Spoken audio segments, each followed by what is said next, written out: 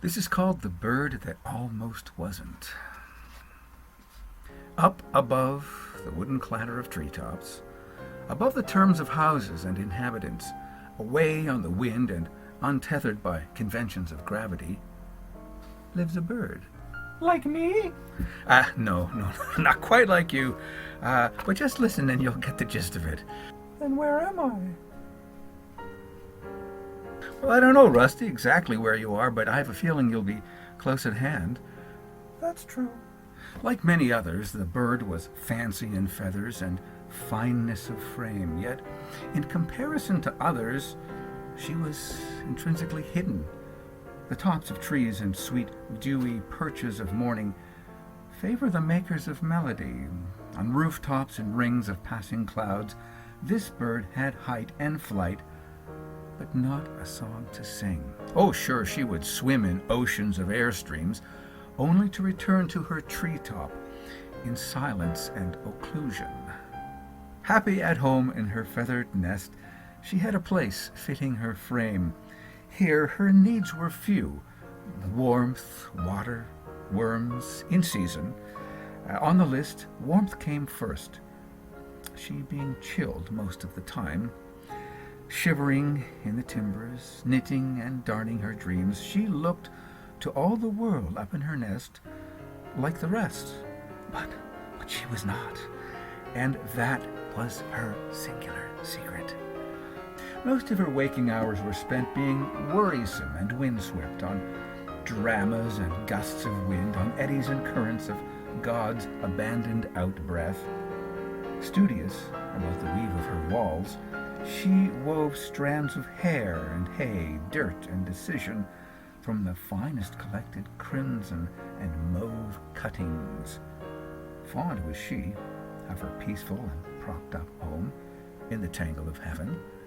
This silent little bird appeared reserved to outside eyes, yet inwardly she was unrestrictively inquisitive.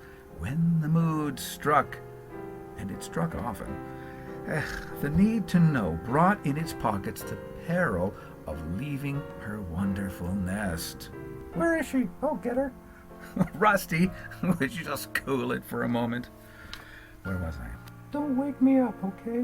One morn, the bird arose to a crash of cymbals and the chimes of Providence. Far below limbs and down in the depths of uncertainty, would she ignore the call of the dark-rooted places beneath the limitless sky?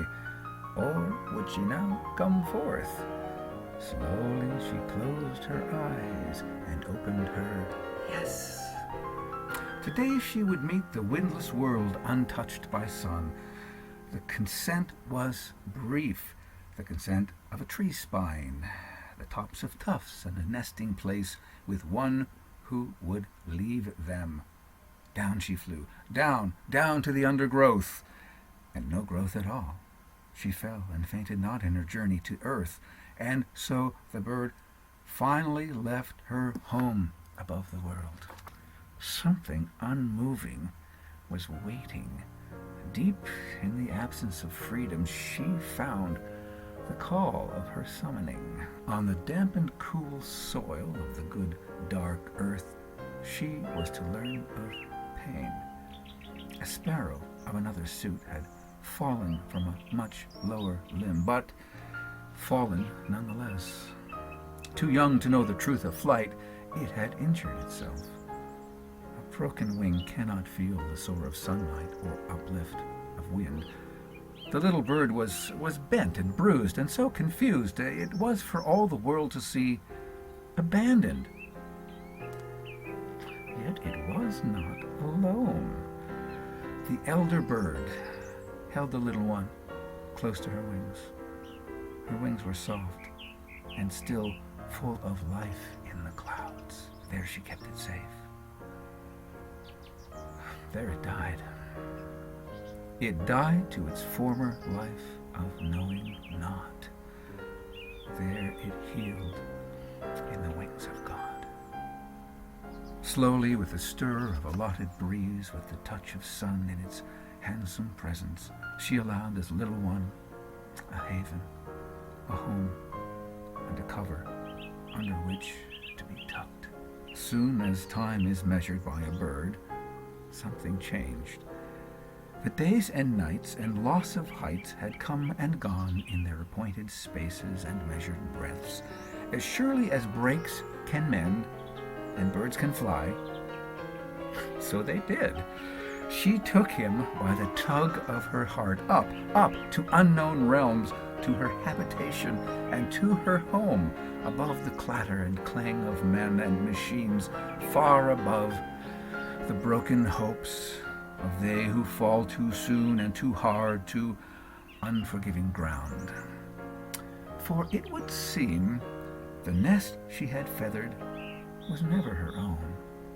The care with which she had crafted her crib was not meant for the cushioning of herself alone in the chill of solitude. She, like the one from whom original life in her had been breathed, was part of a whole. She had never been separate. They all, the sky bird, the sparrow, the soil, and the tree stretching to the sun, were all one being, infinite, eternal, and never alone. There was once a bird that almost wasn't aware that it belonged. But she did. From root to fruit, and even to airy clouds, above all the world that becomes driftless and stuck. In falling to earth, she had finally found her skyward song. In raising another, this bird had lifted everything. May 26, 2013. I think I'm going to cry. How do you know so much about birds? Yes, and how do I know so much about that which I've never known? Well, because I too can dream. I hope you all find your song. You too, mister!